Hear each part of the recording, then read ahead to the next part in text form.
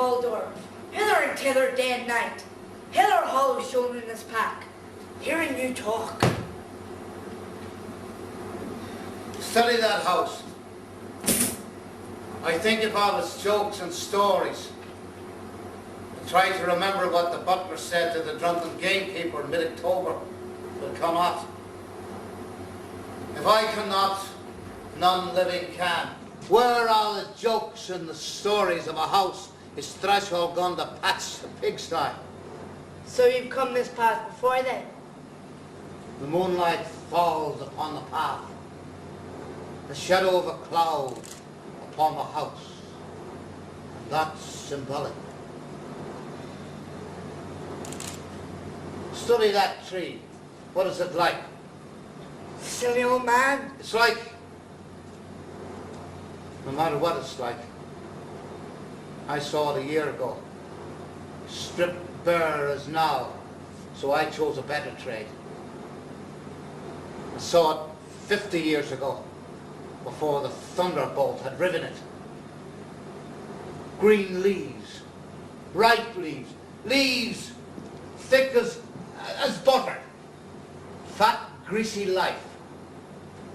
Stand there and look, because there's somebody in that house. There's nobody there. There's somebody there. The floor's gone. The window's gone. And where there should be roof, there's sky. And here's a bit of an eggshell. We're out of a jackdaw's nest. But there are some that do not care what's gone, what's left. The souls in purgatory that come back to habitations and familiar spots. Your wits are out again. Relive their transgressions, and that not once but many times. For they know at last the consequence of those transgressions, whether upon others or upon themselves. Upon others, others may bring help. For when the consequence is at an end, the dream must end. If upon themselves, there is no help but in themselves and in the mercy of God. I've had enough. Talk to the jackdaws. If talk, you must. Stop. Sit there upon that stone. That is the house where I was born. The big old house that was burnt down. My mother, that was your grandam, owned it. This scenery, this countryside, kennel and stable, horse and hound. She had a horse at the Curragh, and there met my father, a groom in a training stable, looked at him and married him. Her mother never spoke to her again, and she did right. What's right and what's wrong? My granddad got the girl and the money. Looked at him and married him. He squandered everything she had.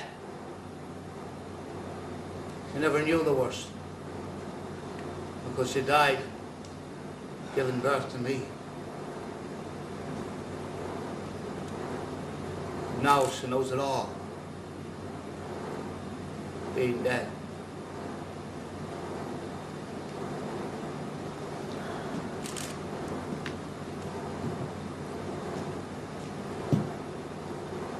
Great people lived and died in this house. Magistrates, colonels, members of Parliament, captains and governors. And long ago, men that had fought in Akron and the Boyne. Some that had gone on government work to London or to India came home to die. Or came from London every spring to look at the May blossom in the park. They had loved the trees that he cut down to pay for what it lost at cars or spent on horses, drinking women. Had loved the house. Had loved all the intricate passages of the house. But he killed the house. To kill a house where great men grew up, married, died, I here declare a capital offence.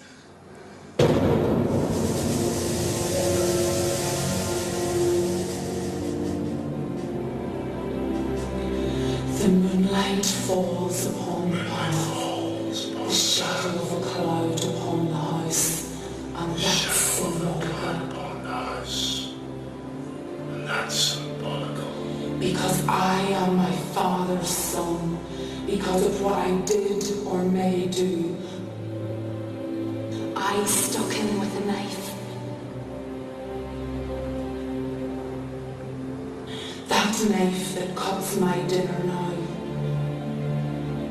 And after that, I left him in a fire. Cold, sweet, glistening light. They dragged him out.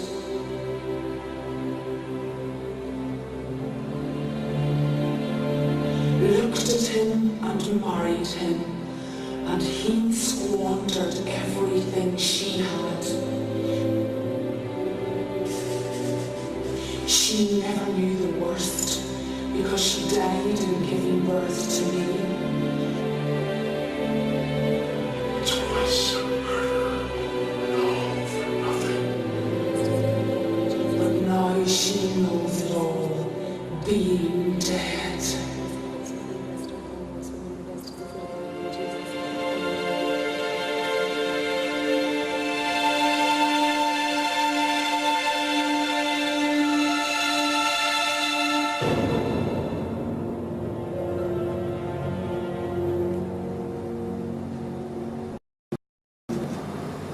God, but you had the luck. Grand clothes, and maybe a grand horse to ride. That he might keep me upon his level, he never sent me to school. But some half loved me for my half of her. Gamekeeper's wife taught me to read. Catholic curate taught me Latin. There were old books and books made fine by 18th century French binding. Books modern and ancient. Books by the ton. What education have you given me? I give the education that befits a bastard that a peddler got upon a tinker's daughter in a ditch. When I was 16 years old, my father burnt down the house when drunk. But that is my age, 16 years old, at the book fair. Everything was burnt. Books, library, all were burnt. Is what I've heard upon the road to truth? That you killed him in the burning house?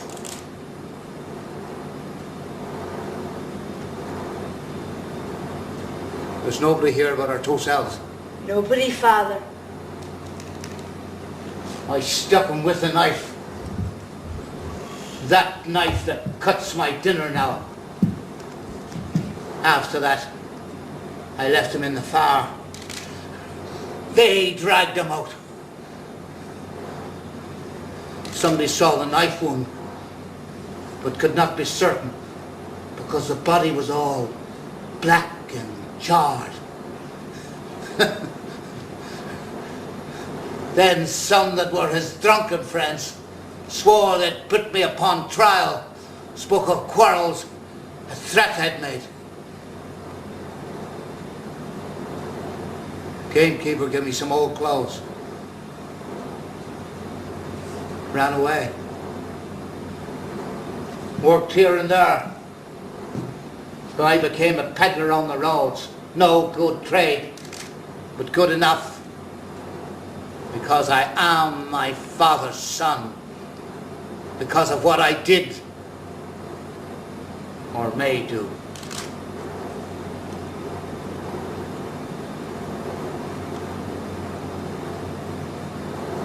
Listen, this is a hoopage. Listen. I cannot hear a sound. Beat. This night is the anniversary of my mother's wedding night, or of the night wherein I was begotten. My father is riding from the public house, a whiskey bottle under his arm.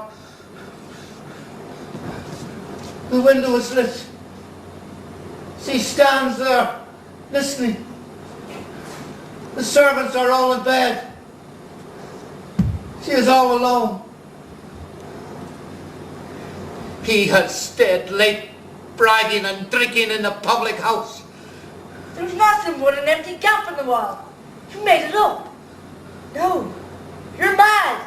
You're getting madder every day. It's louder now, because he rides upon a gravelled avenue. All grasses today.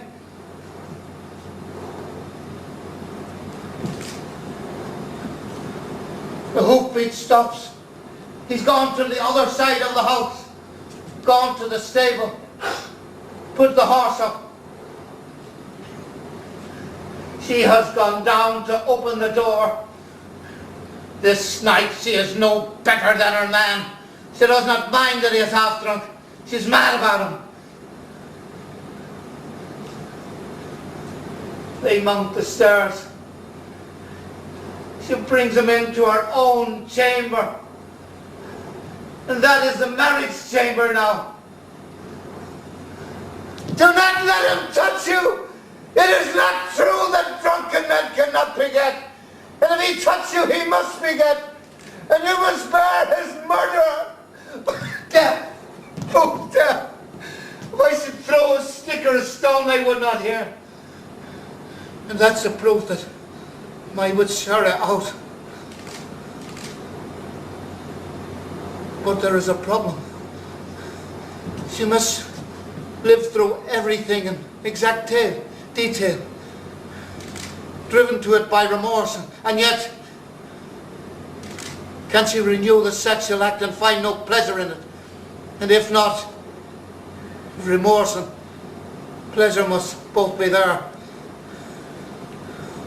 Which is the greater? I like schooling. Go fetch the Italian. He and I will ravel all that problem out while those two lie in the mattress begetting me. Come back! Come back! So you thought to slip away with my bag of money between your fingers and that I could not talk and see. You have been rummaging in the pack. You never give me my right share. And had I given it to you, young as you are, you would have spent it upon drink. So what if I did? I had a right to take it and spend it as I chose. Give me that bag and no more words. I will not. I will break your fingers. What if I killed you? You killed my granddad. Because you were young. But he was old. Now I am young. And you are old. Better looking, those 16 years. What are you muttering? Younger, and yet she should have known he was not her kind. What are you saying? I'm with it. My God! There's a window. Is it up? Somebody standing. But the floorboards are all burnt away. Window is lit because my father has come to find a glass for his whiskey. He leans there like some tired beast. Dead? Living? Murdered man? Then the bright sleep fell upon Adam. Where did I read those words?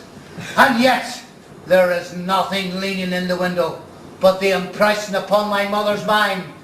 Being dead, she is all alone in her remorse.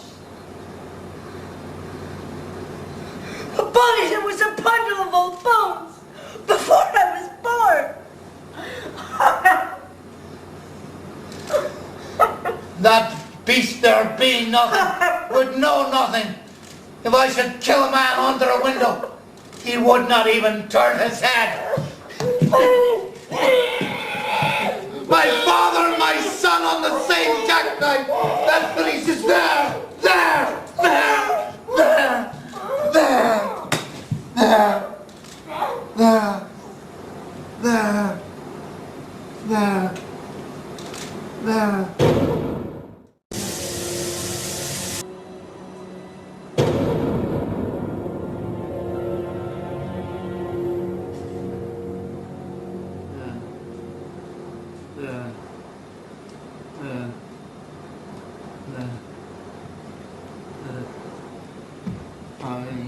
I beg thy fathers a knight, thy mother's a lady,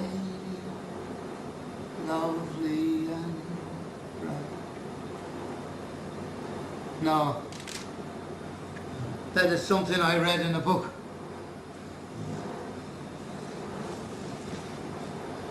If I must sing, it must be to my mother. I like crying.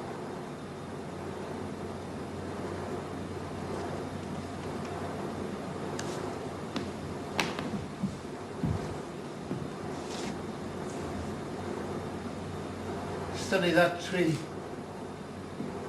It stands there like a purified soul, all cold, sweet, glistening light.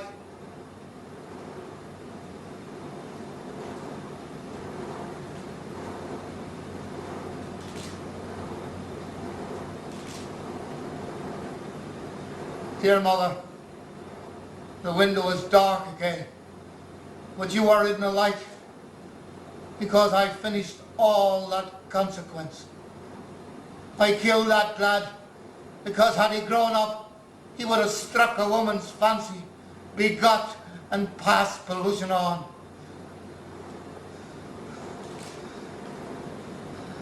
I am a wretched, foul man,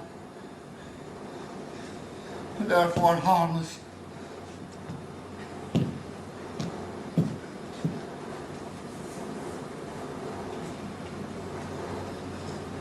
When I've stuck this old jackknife into a sod and pulled it out all brighted again and picked up all the money that he dropped out to a distant place, and there tell my jokes among you men.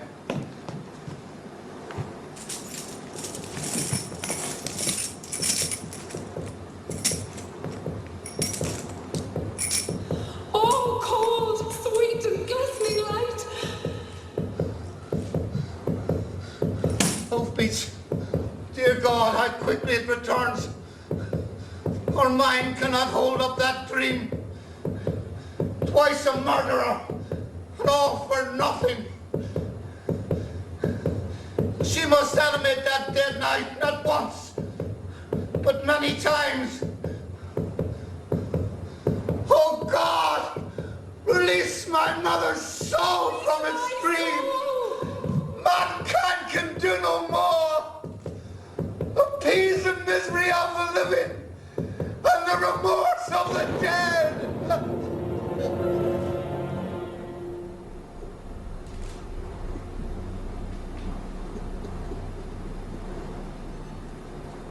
I will arise and go now.